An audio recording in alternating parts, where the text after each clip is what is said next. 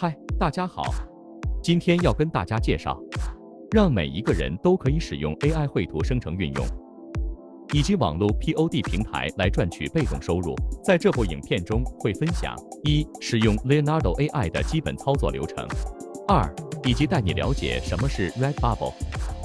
如果你对把自己的创作打造零成本被动收入有兴趣，那你一定不能错过这集的影片。现在就让我们开始吧。我们先和大家聊聊 Leonardo AI 这个最近颇受瞩目的 AI 绘图工具。首次使用时，可以直接使用 Google 账号注册，在收到邀请通知后，就可登录使用。进入到 Leonardo 的主界面，在画面中我们看到的是其他用户使用 Leonardo 绘制出来的作品。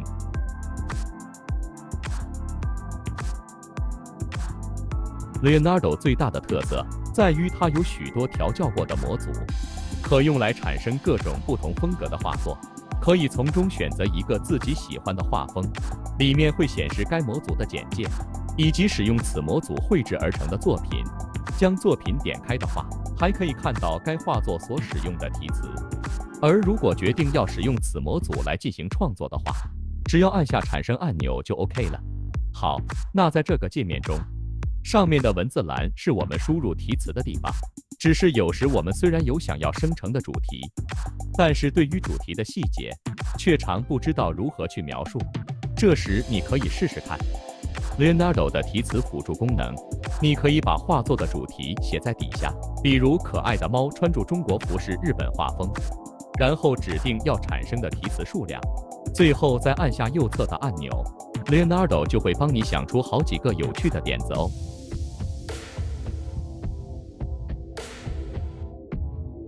OK， 那在开始算图前，我们先快速了解一下左栏的几个设定。首先是每次算图的张数，预设值是一次产生4张图片，底下是影像的大小，你可以选择内建的尺寸，或是自己指定图片的长宽。那再下来是题词的权重值，此数值越高，题词内容对于生成图片的影响也会越大。Guidance Scale 会影响到图片的画质，将它调高，图片会产生更多的细节。好，那这边左栏我都是保持预设值，没有做任何的调整。然后你可以决定是否要修改建议的题词，或是直接按下 Generate 开始算图。Leonardo 会提示我们，此次算图会用掉多少的 Tokens。Tokens 有点类似代币的概念，而 Leonardo 的一般用户每天都可以免费取得150枚的 Tokens， 每天24小时后补充。Leonardo 很棒的一点，就是它提供了许多功能，可以让我们针对这些图片做后续的处理。那最左边这个是删除图片的按钮，左起第2这个是下载，而左起第4个可用来将画面拉远。譬如当你觉得图片中的主角离镜头太近，启用这项功能后 Leonardo 就会重新渲染，另外算出一张视角较广的图片。那再来左起第5个按钮，是一个自动去背的功能，方便我们将人物角色合成到其他场景，而不需要再去开启 Photoshop 等其他工具。好，如果从这4张图片中，你有找到一张比较喜欢的作品，那么下一步就是要把它放大，另外算出一张解析度较高的版本。Leonardo 对此有提供3种放大的方式，可依照需求选择。再来我们要谈到的最后一项功能是 Edit in Canvas， 在画布中编辑。点击后会打开一个新的界面，在这个界面中使用滑鼠滚轮可以进行缩放，按住空白键可以平移画布的位置。这个工具主要的功能是用来做图片的延伸，来突破 AI 绘图中画布大小的限制。那我把算图框的位置调整好后，在底下输入一组题词花卉延伸，再按下产生， Leonardo 就会依据这个画作延伸出新的影像内容。那你可以从中选择一张适合的图片，旁边则可选择取消或是接受。那这个画布不一定要使用 Leonardo 本身的图片，你也可以从电脑资料夹中拉入其他的影像档，然后将算图框和图片做部分的重叠，底下则输入一个简单的题词，输入山坡， Leonardo 就会将这幅画向左侧延展。那你可以重复这个步骤，将算图框移到右侧，再做一次渲染。如此画作被重新诠释后，可以带给观者更有趣的艺术体验哦。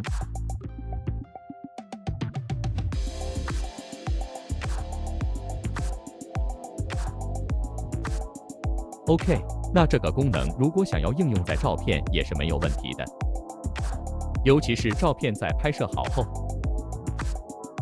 如果发现构图不够理想的话，我们就可用 AI 来弥补这方面的缺陷。这对于摄影爱好者而言，可说是提供了更多创作的自由，让他们在短时间内就能完成高品质的影像合成。那除了延伸影像之外， Leonardo 也可以针对相片做影像的修复。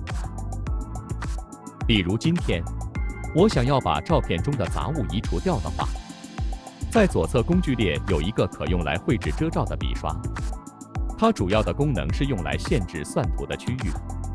比如我想要在这个区域中合成背景，然后开始算图。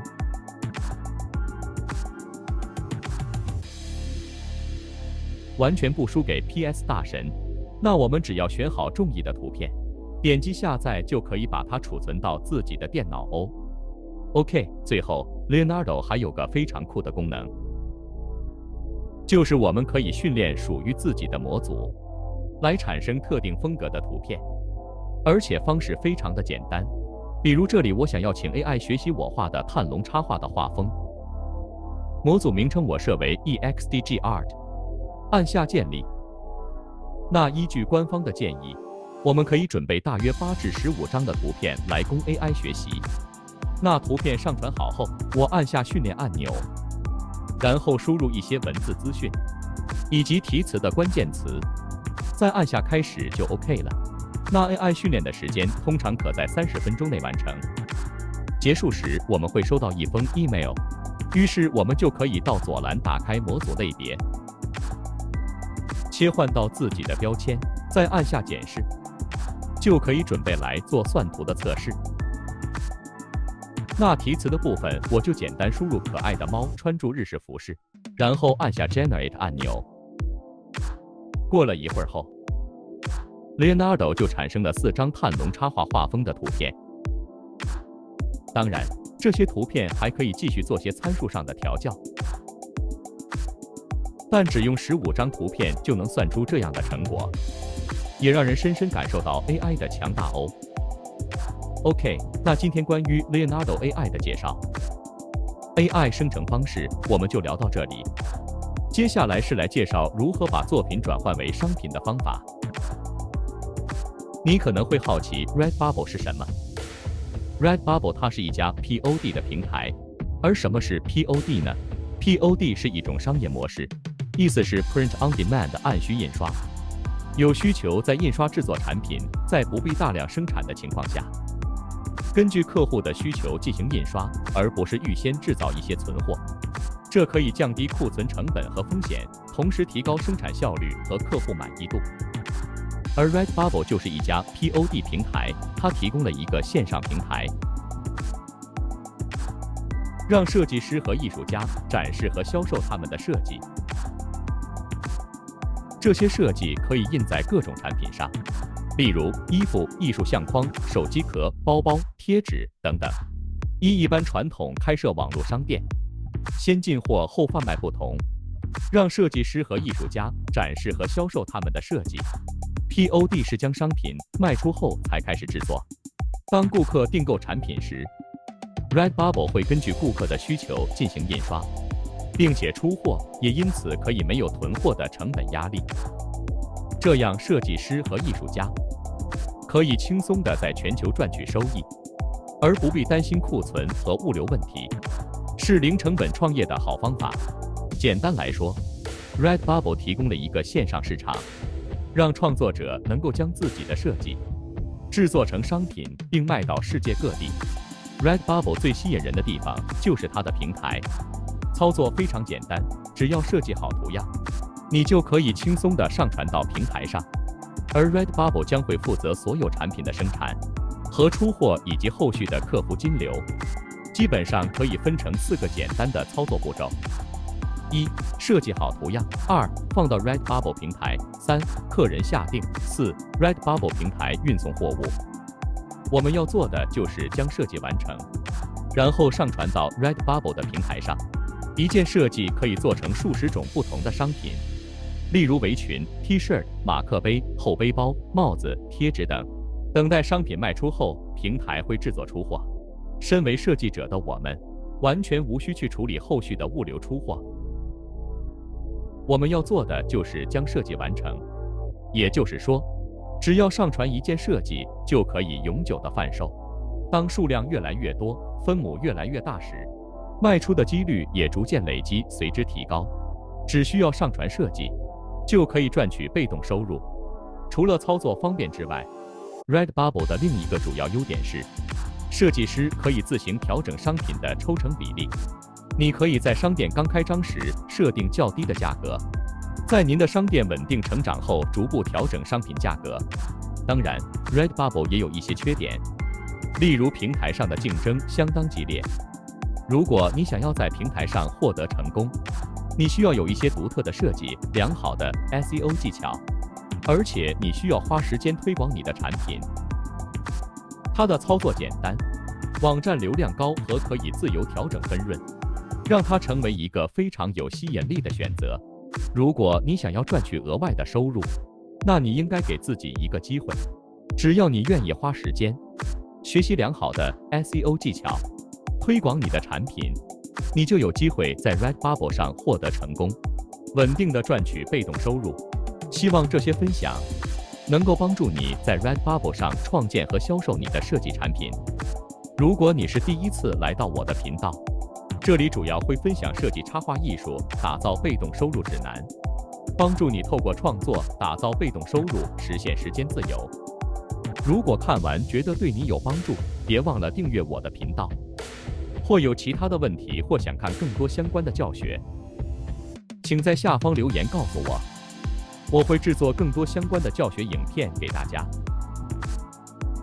最后也别忘记要按赞，开启小铃铛。